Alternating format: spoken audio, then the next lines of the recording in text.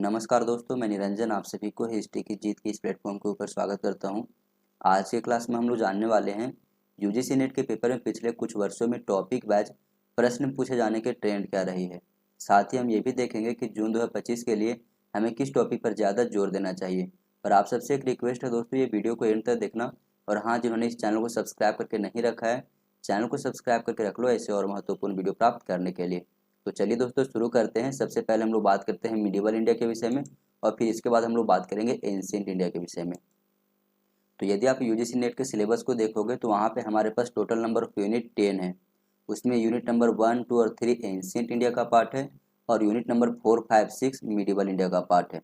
अगर हम medieval India में टोटल नंबर ऑफ क्वेश्चन के देखें केवल बुक और ऑथर से, तो जून 2011 से लेकर के दिसंबर 2017 के बीच में टोटल नंबर ऑफ क्वेश्चन 75 थे। जबकि अरब और तुर्की आक्रमण के विषय बात करें तो यहाँ पर एवरेज नंबर ऑफ क्वेश्चन हमें 2 देखने को मिला। गुलाम वंश से टोटल नंबर ऑफ क्वेश्चन 6 था। ध्यान रखना, यहाँ पे जितने भी येलो कलर से किए गए हैं वो है टोटल नंबर ऑफ क्वेश्चन, और जो विदाउट येलो कलर का है वो है आपका average number of question. Khilji वंश से टोटल नंबर ऑफ क्वेश्चन हमें जो देखने को मिला वो है 14। तुगलक वंश से 16। सैयद वंश से ऑन एन एवरेज 2 क्वेश्चन देखने को मिला है हमें हर बार जितने भी शिफ्ट में एग्जाम हुए जून 2011 से लेकर के दिसंबर 2017 के बीच में उनमें, ठीक है। लोधी वंश में 3 क्वेश्चन देखने को मिला है। अगर हम बात करें पूरी दिल्ली सल्तनत में जो उनकी प्रशासनिक व्यवस्था रही थी, उनकी और कला संस्कृति रही है, उसके विषय में तो वहाँ पे हमें जो देखने को मिला है एडमिनिस्ट्रेशन और इकोनॉमी, जो कि यूनिट 5 का पार्ट है आपका दिल्ली सल्तनत में, वहाँ पे टोटल नंबर ऑफ क्वेश्चन हमें 42 देखने को मिला है। वहीं अगर बात करें हम इनकी कला और संस्कृति के विषय में, तो दिल्ली सल्तनत के जितने भी रूलर थे उनके द्वारा जितने भी कला और संस्कृति में योगदान दिया गया है उसमें हमें जो है टोटल नंबर ऑफ क्वेश्चन 28 देखने को मिला। वहीं अगर हम बात करें विजयनगर साम्राज्य की, तो यहाँ पर टोटल नंबर ऑफ क्वेश्चन 13 था। बहमानी साम्राज्य का एवरेज क्वेश्चन अगर बात करें तो 7 क्वेश्चन हमें देखने को मिला है। अब हम बात करते हैं आगे जून 2018 से लेकर के दिसंबर 2020 के बीच में, क्योंकि ये सारे जो आपका हैं यहाँ पर बाबर, हुमायूं, अकबर, ये आपके मुगल वंश के हैं। तो सबसे पहले हम लोग दिल्ली सल्तनत को अच्छी तरीके से कवर कर लेते हैं और फिर इसके बाद हम लोग बात करेंगे मुगल वंश के विषय में। तो क्या होता है कि जून 2018 में सिलेबस हमारा चेंज होता है और यहाँ से क्वेश्चन पूछने का तरीके में भी हमें काफ़ी ज़्यादा बदलाव देखने को मिलता है। तो यदि हम बात करें बुक और ऑथर के विषय में, तो जून 2018 से लेकर के दिसंबर 2020 के बीच में टोटल नंबर ऑफ क्वेश्चन जो पूछे गए थे वो थे 31, यानी कि 31 क्वेश्चन पूछा गया था। जबकि अरब और तुर्की आक्रमण से देखें तो एवरेज क्वेश्चन 2 ही रहा है। गुलाम वंश से 3 रहा है एवरेज क्वेश्चन। खिलजी वंश से ऑन एन एवरेज 5 क्वेश्चन पूछा जा रहा था बार बार। तुगलक वंश से 4 पूछा गया है, सईद वंश से 1 और लोधी वंश से 1। वहीं अगर हम बात करें पूरी दिल्ली सल्तनत में इनकी प्रशासनिक व्यवस्था और इनकी अर्थव्यवस्था के विषय में, तो टोटल नंबर ऑफ क्वेश्चन हमें 18 देखने को मिला है पूरा पेपर को एनालिसिस करने के बाद। और कला और संस्कृति में 10 क्वेश्चन। विजयनगर साम्राज्य के शासकों से अगर बात करें तो 6 क्वेश्चन देखने को मिला। बहमनी साम्राज्य का ऑन एन एवरेज 3 क्वेश्चन था। अब हम बात करते हैं जून 2021 से लेकर के दिसंबर 2022 के बीच में, तो यहाँ पर टोटल नंबर ऑफ क्वेश्चन हमें 18 देखने को मिलता है। अरब और तुर्की आक्रमण से एवरेज क्वेश्चन 1 था। किसी शिफ्ट में जो है एक भी क्वेश्चन नहीं पूछा गया, किसी शिफ्ट में 2 क्वेश्चन पूछा गया, किसी में 1 पूछा गया। इस प्रकार से ऑन एन एवरेज मान के चलो कि 1 क्वेश्चन तो था ही था। गुलाम वंश से 7 क्वेश्चन एवरेज। अब गुलाम वंश से 7 यानी कि जितने भी शासक हैं उनके द्वारा जितने भी गतिविधियां किया गया है उसको लेकर के यहाँ पे बात हो रही है, इसलिए यहाँ पे जो है क्वेश्चन जो है बढ़ जाता है एवरेज में, इसलिए यहाँ पे टोटल नंबर ऑफ क्वेश्चन 7 बन गया। आगे यदि हम बात करें तो खिलजी वंश में 1 question on an average. Tughlaq वंश से भी 7 क्वेश्चन। सैयद वंश से 1 क्वेश्चन और लोधी वंश से 2 क्वेश्चन। अगर हम बात करें पूरे प्रशासनिक व्यवस्था के विषय में दिल्ली सल्तनत का, तो टोटल नंबर ऑफ क्वेश्चन यहाँ पे 20 देखने को मिला पूरा पेपर को एनालिसिस करने के बाद। और कला और संस्कृति में इन्होंने जो है जो गतिविधियां किया उससे हमें 8 क्वेश्चन देखने को मिला है। विजयनगर साम्राज्य से भी 8 ही क्वेश्चन देखने को मिला हमें, टोटल नंबर ऑफ क्वेश्चन 8 था यहाँ पर। बहमनी साम्राज्य से यहाँ पर 1 क्वेश्चन देखने को मिला पूरा शिफ्ट को एनालिसिस करने के बाद। आगे यदि हम बात करें जून 2023 से लेकर के दिसंबर 2023 के बीच में, वो बुक का और ऑथर का नाम यहाँ पर 9 देखने को मिला, यानी कि टोटल नंबर ऑफ क्वेश्चन यहाँ पे जो पूछे गए वो क्वेश्चन कितने थे, 9 थे। अरब और तुर्की आक्रमण से एक भी क्वेश्चन नहीं पूछा गया। गुलाम वंश से एक भी नहीं। खिलजी वंश से 2 क्वेश्चन। तुगलक वंश से एक भी नहीं। सैयद वंश से एक भी नहीं। लोधी वंश से एक भी नहीं। उनकी प्रशासनिक व्यवस्था के विषय में बात करें तो यहाँ से ऑन एन एवरेज जो है 4 क्वेश्चन देखने को मिला। कला और संस्कृति में 2 क्वेश्चन। विजयनगर साम्राज्य का एवरेज क्वेश्चन चल रहा था 6 यहाँ पर, और बहमनी साम्राज्य का था 1। आगे यदि हम बात करें जून शिफ्ट वाला जो एग्जाम हुआ था अभी आपका, 2 बार एग्जाम हुआ, एक हुआ था 18 जून को जो कि कैंसिल हो गया, और फिर री एग्जाम हुआ था आपका। तो जो री एग्जाम हुआ था 2 शिफ्टों में, उसका टोटल नंबर ऑफ क्वेश्चन जब एनालिसिस किए हम, तो वहाँ पे हमें टोटल नंबर ऑफ क्वेश्चन 9 देखने को मिला केवल बुक और ऑथर से। यहाँ पे अरब और तुर्की आक्रमण से एक भी क्वेश्चन नहीं देखने को मिला, गुलाम वंश से एक भी नहीं, खिलजी वंश से एक और तुगलक वंश से एक था, सैयद वंश से एक भी नहीं था, लोधी वंश से एक भी नहीं था। इनकी प्रशासनिक व्यवस्था से 4 क्वेश्चन पूछे गए थे। आगे यदि हम बात करें तो अगला आपका है कला और संस्कृति। तो कला और संस्कृति से एक क्वेश्चन पूछा गया था आपका, विजयनगर साम्राज्य से 5 क्वेश्चन पूछे गए थे, बहमनी साम्राज्य से एक क्वेश्चन पूछा गया था। अब हम बात करते हैं करंट एग्जाम के विषय में। तो जो दिसंबर सेशन का एग्जाम हुआ था 10 जनवरी को 2025 में, वहाँ पे पेपर एनालिसिस करने के बाद हमें जो है 7 क्वेश्चन देखने को मिला था केवल बुक और ऑथर से। अरब और तुर्की आक्रमण से हमें एक देखने को मिला, गुलाम वंश से एक भी नहीं, खिलजी वंश से एक मिला, तुगलक वंश, सैयद वंश और लोधी वंश से एक भी नहीं। इनकी प्रशासनिक व्यवस्था से 2 क्वेश्चन आई हुई थी, कला और संस्कृति से 2 था, विजयनगर साम्राज्य से एक था, बहमनी साम्राज्य से एक भी नहीं था। अब प्रश्न आता है इतना एनालिसिस करने के बाद कि अब का क्या ट्रेंड रहेगा और जो इतना पूछे गए हैं उनमें क्या ट्रेंड निकल करके आती है। तो देखो दोस्तों, ध्यान रखना, यहाँ पर बुक और ऑथर से हमेशा प्रश्न पूछी जा रही है बार बार। मैं आप सभी से एक ही रिक्वेस्ट करूंगा, यदि आप जून सेशन के लिए एग्जाम की तैयारी कर रहे हो तो प्लीज़ आप बुक और ऑथर को छोड़कर मत जाना। मैं कई सारे वीडियो अपलोड करके रखा हूँ बुक और ऑथर से जुड़ी हुई और उनकी पीवाईक्यू, सारे पीवाईक्यू को रट लेना, बुक और ऑथर का सारे बुक और ऑथर के नाम रट लेना। हर बार यहाँ से 5 6 4 5 6 इस प्रकार से प्रश्न पूछी जा रही है, ठीक है। किसी शिफ्ट में 4 पूछा जाता है तो किसी में 5, और अगर सिंगल शिफ्ट में हुआ तो 5 4 इस प्रकार से एवरेज पूछा ही जाता है। तो बुक और ऑथर को आप लोग रट लेना पूरी तरीके से। अरब और तुर्की आक्रमण, देखो यहाँ पे पढ़ने की जरूरत है, मैं मानता हूँ कि है, ठीक है, लेकिन यहाँ से क्वेश्चन 1 या 2 ही पूछा जाता है। अब प्रश्न आता है सर क्यों है फिर? तो इसका जवाब यही है दोस्तों कि यदि आप अरब और तुर्की आक्रमण को अच्छे तरीके से समझोगे तभी आप समझ पाओगे कि दिल्ली सल्तनत का न्यू कैसे पड़ा, क्योंकि दिल्ली सल्तनत का पूरा चैप्टर में ना काफी ज्यादा प्रश्न पूछा जाता है गुलाम वंश के शासकों द्वारा की गई गतिविधियों के विषय में।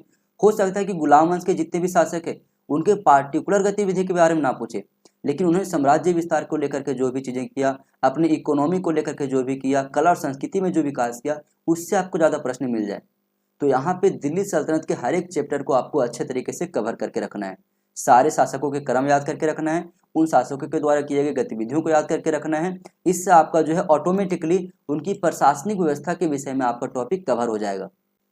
अब हम बात करते हैं मुगल एम्पायर के विषय में। तो देखो, बाबर से अगर हम बात करें तो जून 2011 से लेकर के दिसंबर 2017 तक टोटल नंबर ऑफ क्वेश्चन जो देखने के हमें मिला एनालिसिस करने के बाद पूरा पेपर को, वो था केवल 11।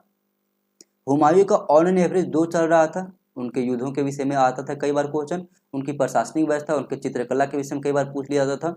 तो ऑन एन एवरेज यहाँ पर 2 क्वेश्चन हमें देखने को मिला है। अकबर के विषय में टोटल नंबर ऑफ क्वेश्चन यहाँ पर 21 देखने को मिला, जहांगीर से 13 मिला है, शाहजहां से हमें 9 मिला है, इनके चित्रकला के बारे में, इनका स्थापत्य कला के बारे में पूछ लिया जाता था। औरंगजेब से भी 9 क्वेश्चन ऑन एन एवरेज हमें देखने को मिला है। उत्तरवर्ती शासकों से बहुत कम क्वेश्चन मिलता है, ठीक है, यहाँ से लगभग 4 मान के चलो, एवरेज तो यहाँ पर 4 रहा है। लेकिन अगर हम बात करें पूरा मुगल एम्पायर में इनकी प्रशासनिक व्यवस्था के विषय में और इनकी कला और संस्कृति के विषय में दोस्तों, तो यहाँ पे टोटल नंबर ऑफ क्वेश्चन हमें 99 मिलता है देखने को, केवल जून 2011 से लेकर के दिसंबर 2017 के बीच में। और इनकी कला और संस्कृति के बारे में बात करें, इनके स्थापत्य कला के विषय में बात करें, इनकी सामाजिक व्यवस्था के विषय में बात करें, तो टोटल नंबर ऑफ क्वेश्चन यहाँ पे 60 था। मराठा साम्राज्य से 21, सूफी संत से 19, भक्ति आंदोलन से 10 और सिख आंदोलन से 9 क्वेश्चन देखने को मिला। लेकिन जब जून 2018 में सिलेबस चेंज होता है, उस समय की अगर हम बात करें तो बाबर से यहाँ पे एवरेज क्वेश्चन जो देखने को मिला हमें जून 2018 से लेकर के दिसंबर 2020 के बीच में, वो 1 था। किसी शिफ्ट में 1, किसी में 3, किसी में 2, किसी में 1 भी नहीं। इस प्रकार से एवरेज मान के चलते, क्योंकि नेग्लिजिबल था कई बार शिफ्टों में, तो बाबर का केवल 1 मान के यहाँ पर चले हैं। हुमायूं से 1 भी नहीं। अकबर से 9 क्वेश्चन पूछा गया था टोटल, जहांगीर से 4 पूछा गया था, शाहजहां से 1, एवरेज है ये, ठीक है, औरंगजेब से 1, उत्तरवर्ती शासकों से 2 एवरेज रहा है। लेकिन यदि हम इनकी प्रशासनिक व्यवस्था के विषय में बात करें तो यहाँ पर टोटल नंबर ऑफ क्वेश्चन 36 मिले हैं। वहीं अगर कला और संस्कृति की बात करें तो टोटल नंबर ऑफ क्वेश्चन यहाँ पे 32 मिले हैं। मराठा साम्राज्य से 1 2 3 1 0 इस प्रकार से रहा है ट्रेंड इसका, इसलिए यहाँ से एवरेज मान के चलें कि एक तो कम से कम एक रहेगा ही रहेगा। सूफी आंदोलन से 4 मिले हैं, यहाँ से बार बार प्रश्न पूछे जा रही है। भक्ति आंदोलन से 3 एवरेज रहा है। सिख आंदोलन से टोटल नंबर ऑफ क्वेश्चन 7 रहे हैं। अगर हम बात करें जून 2021 से लेकर के दिसंबर 2022 के बीच में, तो बाबर से यहाँ पे एक भी क्वेश्चन नहीं पूछा गया, हुमायूं से एक भी नहीं पूछा गया, अकबर से टोटल नंबर ऑफ क्वेश्चन 18 पूछा गया है। आगे यदि हम बात करें जहांगीर के विषय में तो एक भी नहीं, शाहजहां से एक एवरेज क्वेश्चन, औरंगजेब से 4 ऑन एन एवरेज सारे शिफ्ट को मिला करके, उत्तरवर्ती मुगल शासकों से एक। लेकिन की प्रशासनिक व्यवस्था की अगर बात करें तो यहाँ से फिर 35 क्वेश्चन पूछा जाते हैं। बाबर के द्वारा कौन से कार्य किया गया था साम्राज्य के विस्तार को लेकर के, प्रशासन में किस प्रकार की पाबंदियां लगाई हुई थी, प्रशासनिक व्यवस्था इनकी किस प्रकार थी, इनकी सामाजिक व्यवस्था किस प्रकार की थी, अर्थव्यवस्था के विकास में इन्होंने क्या क्या योगदान दिया। इस प्रकार से कई सारे प्रश्न बने हैं बाबर, हुमायूं, अकबर, जहांगीर, शाहजहां, औरंगजेब और उत्तरवर्ती शासकों से। तो सभी क्वेश्चन को मिलाने के बाद यहाँ पे जो है 35 क्वेश्चन देखने को केवल मिला है हमें।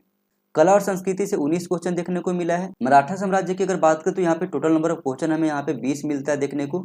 सूफी आंदोलन से हमें 12 मिलता है, भक्ति आंदोलन से 12 और सिख आंदोलन से यहाँ पे 8 क्वेश्चन हमें देखने को मिलता है। तो बाबर को अगर देखोगे जून 2023 से लेकर के दिसंबर 2023 के बीच में, तो यहाँ पर ऑन एन एवरेज 2 क्वेश्चन रहा है, ठीक है। हुमायूं का एक भी नहीं था। अकबर का 4 क्वेश्चन रहा है, एवरेज क्वेश्चन है ये। एवरेज यानी कि अलग अलग शिफ्टों में जो भी एग्जाम हुए हैं, किसी में 3 आया क्वेश्चन, किसी में 4, किसी में 5, तो एवरेज यहाँ पर लेकर के चल रहे हैं कि 4 क्वेश्चन था। जहांगीर से 2 एवरेज क्वेश्चन, शाहजहां से एक भी नहीं, औरंगजेब से एक और उत्तरवर्ती मुगल शासकों से एक। जबकि यदि हम बात करें इनकी प्रशासनिक व्यवस्था के विषय में, इनकी अर्थव्यवस्था के विषय में, तो टोटल नंबर ऑफ क्वेश्चन जो यहाँ पे पूछे गए थे वो थे 20। कला और संस्कृति से 6 क्वेश्चन पूछे गए थे। अगर हम बात करें मराठा साम्राज्य की, तो यहाँ पर जून 2023 से लेकर के दिसंबर 2023 के बीच में टोटल नंबर ऑफ क्वेश्चन जो हमें देखने को मिला वो है 14 यानी कि 14। भक्ति आंदोलन से 3 मिले हैं एवरेज, सिख आंदोलन से टोटल नंबर ऑफ क्वेश्चन 10 मिले हैं। अब हम बात करते हैं जून 2024 में जो एग्जाम हो तो उसके विषय में, तो बाबर से यहाँ पे एक भी प्रश्न नहीं पूछा गया था। वहीं अगर हुमायूं के विषय में बात करें तो हुमायूं से 1 पूछा गया था, अकबर से 2 पूछा गया था, जहांगीर से एक भी नहीं, शाहजहां से 1 और औरंगजेब से एक भी नहीं। वहीं अगर हम बात करें उत्तरवर्ती शासकों के विषय में तो उसमें भी हमें नेग्लिजिबल देखने को मिलता है। लेकिन अगर हम बात करेंगे प्रशासनिक व्यवस्था के विषय में, तो जून 2024 में जो शिफ्ट 1 में एग्जाम हुई थी और शिफ्ट 2 में, उस सारे को मिला करके टोटल नंबर ऑफ क्वेश्चन हमें यहाँ पर 9 देखने को मिला। और कला और संस्कृति से कितना, तो 3 देखने को मिला। अगर हम बात करें मराठा साम्राज्य के विषय में तो 4 क्वेश्चन थे, सूफी आंदोलन से 3 था, भक्ति आंदोलन से 10 था और सिख आंदोलन से 2 था। अब जो करंट में एग्जाम हुआ है अगर उसके विषय में अगर हम बात करें, जो कि आपका 10 जनवरी को एग्जाम हुआ था 2025 में, दिसंबर सेशन वाला, उसमें बाबर से हमें 1 क्वेश्चन देखने को मिला, हुमायूं से एक भी नहीं, अकबर से भी एक भी नहीं, लेकिन जहांगीर से हमें 2 देखने को मिला, शाहजहां से एक भी नहीं, औरंगजेब से एक भी नहीं, उत्तरवर्ती शासकों से एक भी नहीं, मुगल प्रशासन से 5 देखने को मिला हमें, कला और संस्कृति से 3 मिला है, मराठा साम्राज्य से 1 था, सूफी आंदोलन से 1 था, भक्ति आंदोलन से एक भी नहीं और सिख आंदोलन से 1 था। अब पूरा एनालिसिस करने के बाद एक चीज़ तो स्पष्ट हो जाती है दोस्तों कि आपको किन किन टॉपिक के ऊपर ज़्यादा जोर देना है। तो सबसे पहली बात, बाबर के ऊपर जोर देना ही होगा, हुमायूं के ऊपर देना ही होगा, औरंगजेब के ऊपर भी देना होगा, अकबर के ऊपर भी, शाहजहां के ऊपर भी। यानी कि शुरुआती के ये जो शासक है आपके वो बहुत ही इंपॉर्टेंट है आपके, ठीक है। बाबर, हुमायूं, अकबर, जहांगीर, शाहजहां और औरंगजेब, इन्होंने जो भी गतिविधियां किया है अच्छे तरीके से पढ़ लेना। इनकी प्रशासनिक व्यवस्था, इनके द्वारा साम्राज्य विस्तार को लेकर के जितने भी युद्ध किए गए वो सारे चीजें, क्योंकि यहाँ से इतना ज़्यादा प्रश्न बन जाते हैं कि वो सारे प्रश्न आकर के ऐड हो जाते हैं आपके यूनिट 5 में मुगल प्रशासन और अर्थव्यवस्था के विषय में जो प्रश्न आते हैं उस पर। तो इसके सारे क्रम को याद कर लेना, उनसे जुड़ी हुई जितने भी गतिविधियां हुई है उनके ट्रेंड को पकड़ने के लिए आपको बेसिकली है हर किसी टॉपिक को आपको 1 बाय 1 कवर करके रखना होगा। तब आप जो है यूनिट 4, 5 और 6 तीनों को आप अच्छे तरीके से कवर कर लोगे। अगर हम बात करें मराठा में, तो देखो मराठा का ट्रेंड अभी अच्छा रहा है। मराठा से हर बार प्रश्न लगातार पूछे जा रहे हैं, 4, 5, 4, 5, 6, कई बार 10 भी पूछा गया है। तो मराठा साम्राज्य को छोड़ करके आपको नहीं जाना है, सूफी आंदोलन को भी छोड़ करके नहीं जाना है, भक्ति आंदोलन को भी छोड़ करके नहीं जाना आपको, और नहीं आपको सिख आंदोलन को छोड़ करके जाना है। ये ऐसे टॉपिक है जहां से हर बार प्रश्न बन रही है। अब इनके वीडियो कहाँ से मिलेंगे और इनके पीवाईक्यूज कहाँ से मिलेंगे? तो जितने भी आपके पीवाईक्यूज हैं और जितने भी वीडियो हैं वो हमारे प्लेलिस्ट में आप चले जाइएगा, वहाँ पे मिल जाएंगे। और जो कुछ अभी नहीं अपलोड किए गए हैं पीवाईक्यू, उसको हम बहुत जल्द अपलोड कर देंगे, क्योंकि सारा डेटा आपका तैयार हो चुका है। आप देखोगे हम सारे डेटा आपके तैयार कर चुके हैं। बस जस्ट हम क्या करेंगे, एक एक करके सारे वीडियो को अपलोड करेंगे आप सभी के लिए प्लेलिस्ट में, और प्लेलिस्ट से आप लोग अच्छे तरीके से वॉच करना, सारा टॉपिक आपका 1 बाय 1 कवर हो जाएगा। तो चलिए अब हम बात करते हैं प्राचीन भारत के इतिहास के विषय में। तो एक चीज यहाँ पर भी नोट करके रखना, जितने भी येलो कलर में है वो है आपके टोटल नंबर ऑफ क्वेश्चन, और जितना आपका विदाउट येलो वाला है वो आपका है सारा एवरेज नंबर ऑफ क्वेश्चन।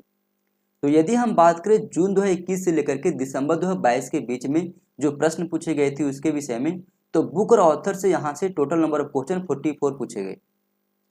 जबकि यदि हम बात करें पूरा पाषाण काल के विषय में, तो यहाँ पर एवरेज नंबर ऑफ क्वेश्चन 5 रहा है, किसी में 3, किसी में 4, किसी में 5। वहीं अगर हम बात करें मध्य पाषाण काल के विषय में, तो यहाँ पे हमें एक भी प्रश्न देखने को नहीं मिला।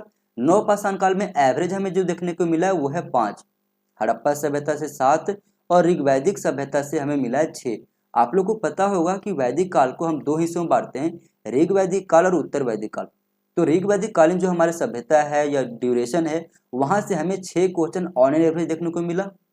उत्तर वैदिक कालीन सभ्यता से अगर हम बात करें तो 13 क्वेश्चन मिला है। महाजनपद काल छोटा सा चैप्टर है लेकिन बहुत ही कामगार है, यहाँ से हर बार प्रश्न पूछे जाते हैं। जून 2021 से लेकर के दिसंबर 2022 के बीच में एवरेज यहाँ पे जो क्वेश्चन पूछने का रहा है नंबर, वो रहा है 5।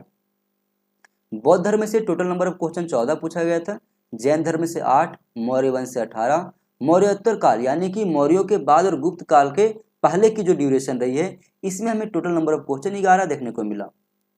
गुप्त वंश की अगर बात करें तो 10 क्वेश्चन देखने को मिला।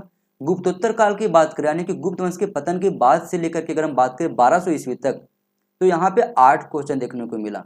अब ऐसा नहीं है कि 8 मिला है इसके मतलब ये कि किसी एक टॉपिक से मिला है, अलग अलग टॉपिक से मिले हैं, लेकिन जो इंपॉर्टेंट टॉपिक है आपका गुप्त काल के बाद वाले कालों में वो है राष्ट्रकूट वंश, क्योंकि यहाँ से हमें जो है एवरेज प्रश्न मिल रहे थे। जैसे कि राष्ट्रकूट वंश से अगर बात करें तो टोटल नंबर ऑफ क्वेश्चन जो एवरेज देखने को मिला वो है 3, चालुक्य वंश से भी 3 एवरेज था, पल्लव वंश से 2 था। टोटल नंबर ऑफ क्वेश्चन जो 9 देखने को मिला है वो है केवल चोल वंश से, पांड्य वंश से 1, संगम वंश से 6, पाल वंश से 1, प्रतिहार वंश से 1, ये एवरेज हो गया। अब हम बात करते हैं जून 2023 से लेकर के दिसंबर 2023 के बीच में जो शिफ्ट में एग्जाम हुआ था उसके विषय में। तो यहाँ पर बुक और ऑथर से जो प्रश्न पूछे गए हैं वो है टोटल नंबर ऑफ क्वेश्चन 21। कुल 21 प्रश्न पूछे गए थे। पूरा पाषाण काल से एवरेज हमें जो मिला है वो है 2, मध्य पाषाण काल से 1, नव पाषाण काल से 2, हड़प्पा सभ्यता से बहुत अच्छा क्वेश्चन पूछा जा रहा है, 4, 5, 7, 10 इस प्रकार से पूछा जा रहा है। एवरेज इसका जो निकल करके आया था वो है केवल 5, तो 5 तो मिनिमम आपको पूछा ही जा रहा है। ऋग वैदिक काल से एक भी हमें देखने को नहीं मिला। उत्तर वैदिक काल का एवरेज क्वेश्चन था 6, महाजनपद काल से 2, बौद्ध धर्म से 5, जैन धर्म से 2, मौर्य वंश से 8, एवरेज बता रहा हूँ 8 क्वेश्चन। उनमें से भी जो सबसे ज्यादा प्रश्न पूछा गया था वो था अशोका पीरियड से। मौर्योत्तर काल से 3, गुप्त वंश से टोटल नंबर ऑफ क्वेश्चन 7 पूछे गए थे। गुप्तों के बाद जो पूछे गए क्वेश्चन है उसका एवरेज 5 रहा है यहाँ पर। राष्ट्रकूट वंश से 2 एवरेज रही है, चालुक्य से 1 भी नहीं पूछा गया था, पल्लव वंश से 4 और चोल वंश से 1, वहीं पांड्य वंश से 1 भी नहीं। संगम वंश से बात करें तो एवरेज नंबर ऑफ क्वेश्चन यहाँ पे 6 देखने को मिला है हमें। आगे यदि हम बात करें पाल वंश और प्रतिहार वंश के बारे में, तो यहाँ से एक भी हमें प्रश्न देखने को नहीं मिला। अब हम बात करते हैं जून 2024 के शिफ्ट 1 और शिफ्ट 2 में जो एग्जाम हुआ था उसके विषय में। तो यहाँ पर टोटल नंबर ऑफ क्वेश्चन जो देखने को मिला बुक और ऑथर से वो था 9, मध्य पाषाण काल से 1 भी नहीं, पूरा पाषाण काल से भी 1 भी नहीं। नव पाषाण काल की अगर बात करें तो नव पाषाण काल से भी हमें 1 भी देखने को नहीं मिला।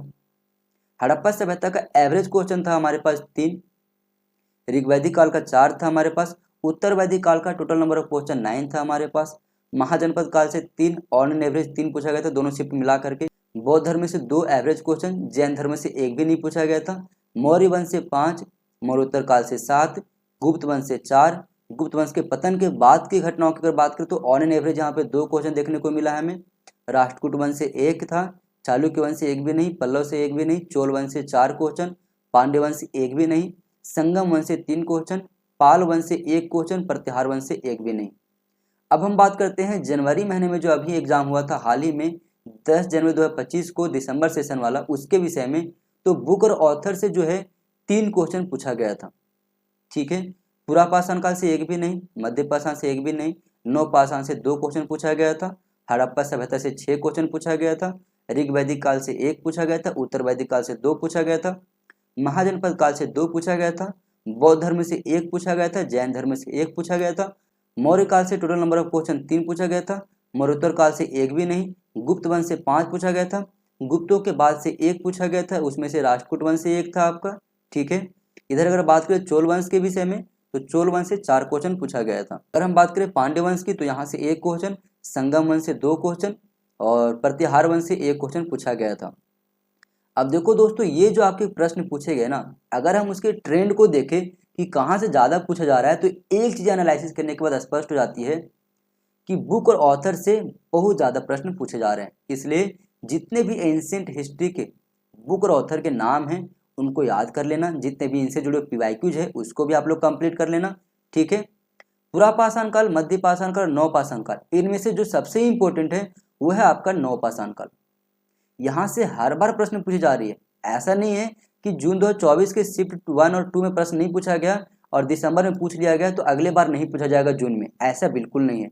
नव पाषाण काल एक ऐसा ड्यूरेशन है जहां से ऑन एन एवरेज 4, 5, 3, 2 ऐसे प्रश्न पूछा ही जा रहा है। हड़प्पा सभ्यता, इसके पार्टिकुलर टॉपिक से प्रश्न पूछे जाते हैं। धौलावीरा हो गया आपका, हड़प्पा हो गया आपका, मोहनजोदड़ो हो गया आपका, कालीबंगा हो गया, यहाँ से आपके काफी ज्यादा प्रश्न बनती है। तो हड़प्पा सभ्यता के सारे टॉपिक को एक एक करके आप लोग अच्छे तरीके से कवर कर लेना। वैदिक काल को अच्छे तरीके से कवर कर लेना, क्योंकि वैदिक काल में ऋग वैदिक भी आता है, उत्तर वैदिक भी आता है। अगर आपको ऋग वैदिक का नॉलेज नहीं होगा तो उत्तर वैदिक आप नहीं समझ पाओगे। इसलिए अच्छा है कि दोनों ही टॉपिक को आप लोग अच्छे तरीके से कवर कर लेना। यहाँ से भी ज़्यादा प्रश्न बन रहे हैं अभी। महाजनपद काल, 16 महाजनपद हैं, उनकी राजधानियाँ हैं, सारे कुछ उनकी भौगोलिक स्थिति, वर्तमान में वो कहाँ पर स्थित हैं, वो सारी चीज़ आप लोग याद कर लेना। छोटा सा टॉपिक है लेकिन दामदार टॉपिक है, यहाँ से हर बार प्रश्न पूछे जाती हैं। बौद्ध धर्म, ये भी याद कर लेना अच्छे तरीके से। जैन धर्म, ये सब देखो सिंगल टॉपिक हैं। अगर हम पूरी क्लास भी अगर इसका ले तो 1 घंटे से 1.5 घंटे का क्लास होगा, 1 से 1.5 घंटे में सारा टॉपिक आपका 1 बाय 1 कवर हो जाएगा। तो आप लोग से एक रिक्वेस्ट है, ये टॉपिक को एकदम मत छोड़ना। मौर्य वंश बहुत बड़ा टॉपिक है, लेकिन वहाँ पे आपको क्या करना है कि किसी एक पार्टिकुलर टॉपिक पे ज़्यादा पार्टिकुलरली ध्यान देना है, वो है आपका अशोका पीरियड। अशोका पीरियड बहुत ही इंपॉर्टेंट है। अब ऐसा नहीं है कि केवल अशोका पीरियड बोल दे तो अशोका पे ध्यान दिया और सारे राजवंश को छोड़ दिया, ऐसा नहीं। सारे का क्रम आपको याद करना है, लेकिन उसमें से सबसे ज़्यादा ध्यान देना आपको अशोका पीरियड पे, वहाँ से बहुत ज़्यादा प्रश्न पूछा जाता है। ठीक है, मौर्योत्तर काल से भी प्रश्न पूछे जा रही हैं, उनके क्रम को याद करना कि कौन से शासक पहले आया था, उसके बाद कौन आया था, यहाँ से छोटी छोटी प्रश्न पूछी जाती है। गुप्त वंश एक बहुत बड़ा पीरियड है, शुरुआती के 3 से 4 शासक हैं, उनको आप लोग अच्छे तरीके से कवर कर लेना। जैसे कि चंद्रगुप्त द्वितीय हो गया, समुद्रगुप्त हो गया, चंद्रगुप्त प्रथम हो गया, स्कंदगुप्त हो गया, इन सभी को अच्छे तरीके से कवर कर लेना आप लोग। और आप लोग के पास तो अभी 3 से 4 महीने हैं, तो आप लोग यदि चाहो तो बेस्ट तरीका आप लोग के पास यही है कि पूरा गुप्त वंश को कवर कर लो, और फिर जितने भी हम पीवाईक्यूज करवा रहे हैं यूट्यूब के ऊपर, प्लेलिस्ट भी आपको क्रिएट किया गया है, वहाँ पे सारा पीवाईक्यूज आप लोग देख लेना, बहुत ही हेल्पफुल होगा आप सभी के लिए। गुप्तोत्तर काल लंबा टॉपिक है, बहुत ज़्यादा उलझा हुआ टॉपिक है, तो आप सबसे एक रिक्वेस्ट रहेगा, इस उलझन को धीरे धीरे तोड़ते जाना आप लोग, और 1 बाय 1 पार्टिकुलर चैप्टर के ऊपर ध्यान देना और क्लियर करते जाना आप लोग इसको। उनमें से जो मोस्ट इंपॉर्टेंट टॉपिक है वो है आप लोग के लिए ये। यहाँ से हर बार एक दो प्रश्न पूछे ही जाते हैं, जैसे राष्ट्रकूट वंश हो गया, चालुक्य वंश हो गया, पल्लव हो गया, चोल वंश हो गया, पांड्य वंश हो गया, संगम वंश हो गया, पाल, प्रतिहार। अब संगम वंश में आपका चोल, चेर और पांड्य तीनों वंश आते हैं, ये बात को आप लोग ध्यान रखना। अगले क्लास में हम लोग बात करेंगे मॉडर्न इंडिया के विषय में, क्योंकि वीडियो काफ़ी ज़्यादा लंबा हो जाएगा। और आप सबसे एक रिक्वेस्ट हो दोस्तों, ये चैनल को सब्सक्राइब करके रख लो ऐसे और महत्वपूर्ण वीडियो प्राप्त करने के लिए। और आप लोग के लिए मैं जितने भी क्लास ले रहा हूँ, चाहे पीवाईक्यूज का क्लास हो, चाहे आपका सिलेबस का पार्ट हो, हर एक टॉपिक को आप लोग 1 बाय 1 कवर कर लेना। प्लेलिस्ट में जाना, वहाँ पे सारा प्लेलिस्ट बना हुआ है, और भी धीरे धीरे हम सारे टॉपिक को 1 बाय 1 कवर करने वाले हैं। सारे क्वेश्चन का आपका जो है तैयारी हो चुका है, बस मुझे वीडियो बनाना है और अपलोड करना है।